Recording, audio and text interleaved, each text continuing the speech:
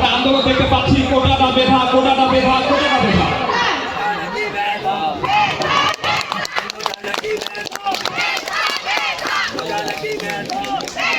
আন্দোলন চলমান। এই মুহূর্তে দেখতে পাচ্ছি সন্ত্রাসী পেটুয়া বাহিনীর আক্রমণ, নিরীহ ছাত্রদের উপর আক্রমণ, ভয়াবহ আক্রমণ, গুলি, হকি স্টিক, লাঠি, সব কিছু নিয়ে নিরস্ত্র ছাত্রদের উপর তাদের স্বাধিকার, তাদের অধিকার আন্দোলনের উপর আক্রমণ এবং সেই সাথে পলায়ন। আমরা দেখতে পেলাম আহত শিক্ষার্থীরা মাটিতে পড়ে ছটফট করে মারা যাচ্ছে। কেউ আহত, কারো হাত নেই, কারো পা নেই, কারো চোখ নেই, কেউ তার জীবনের মায়া ত্যাগ করে চলে গেছে। এটাই কি ছিল বাংলাদেশ? আমাদের কাছে এই বাংলাদেশ প্রত্যাশিত ছিল। আমরা চেয়েছিলাম একটি স্বাধীন সার্বভৌম বাংলাদেশ, যেখানে কোনো বৈষম্য থাকবে। পড়ে যাওয়া লাশ, মায়ের কোল খালি হওয়ার সেই আত্মনাদ আমরা দেখতে পাচ্ছি। বিভক্ত নয়, আমরা দেখতে পাচ্ছি শহীদদের হাহাকার।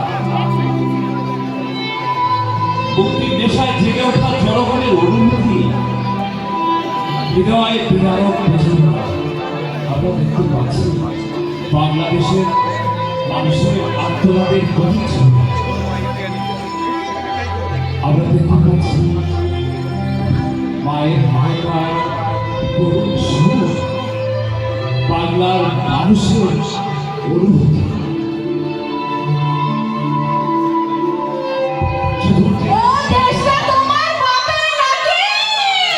এবারে জনগণ জেগে উঠেছে।